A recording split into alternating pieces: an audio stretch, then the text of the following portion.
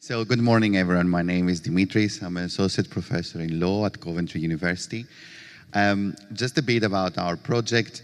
The idea was born because I'm doing research in financial crime, whistleblowing, and new technologies. So when I started my work in Coventry, we had a project about AI tools, about prosecution of financial crimes. And one of the big cases we had was crypto.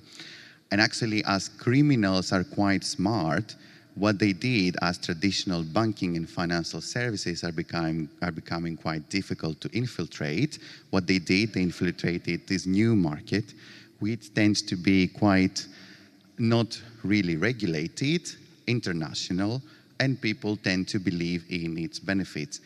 So the idea of the project was to see what the law, what the regulator is saying, and then through interviews with the industry to understand what's the problems and what could be potential policy solutions, focusing on protecting consumers.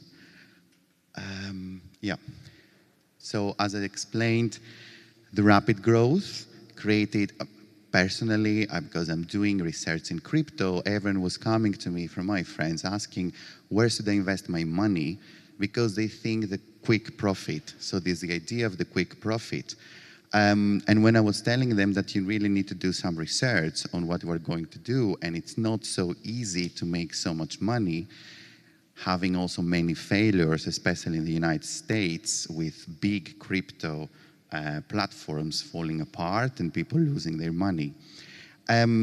So checking first the legal and regulatory perspectives, we realized that the legal framework is quite complicated, even for lawyers sometimes to understand and to follow, and it doesn't cover the whole spectrum.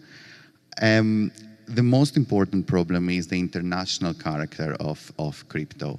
So you don't know if the platform is in the UK, you don't know if UK can prosecute if there is something, and you don't know if you will ever recover your assets. Through my research from previous projects, one of the biggest problems is how to recover the assets. In traditional banking, when there is a fraud, there are ways, there are mechanisms, not always successful, but quite successful in practice. But when it comes to crypto, collaboration with many countries around the globe is not really consistent, and that creates an issue. And then we go to citizens' awareness. There are programs from the Financial Conduct Authority, Metropolitan Police, trying to educate people on how to acknowledge crypto, but they are not consistent, they're not running all the time, and probably they're not government priority. For some years now, financial crime was, but it seems now the government is not really into that.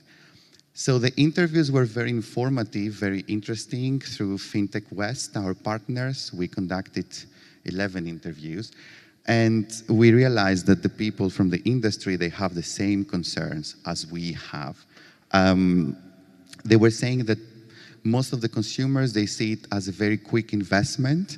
It's very easy to make money. So I will put all of my savings, and in some months, I will be rich.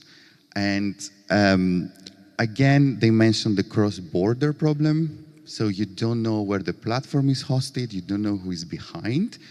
And when there is a problem, there's just a website going down, and it's very easy to trace the assets. Technological literacy. So in the interviews, most of them, they were mentioning that people take information from social media.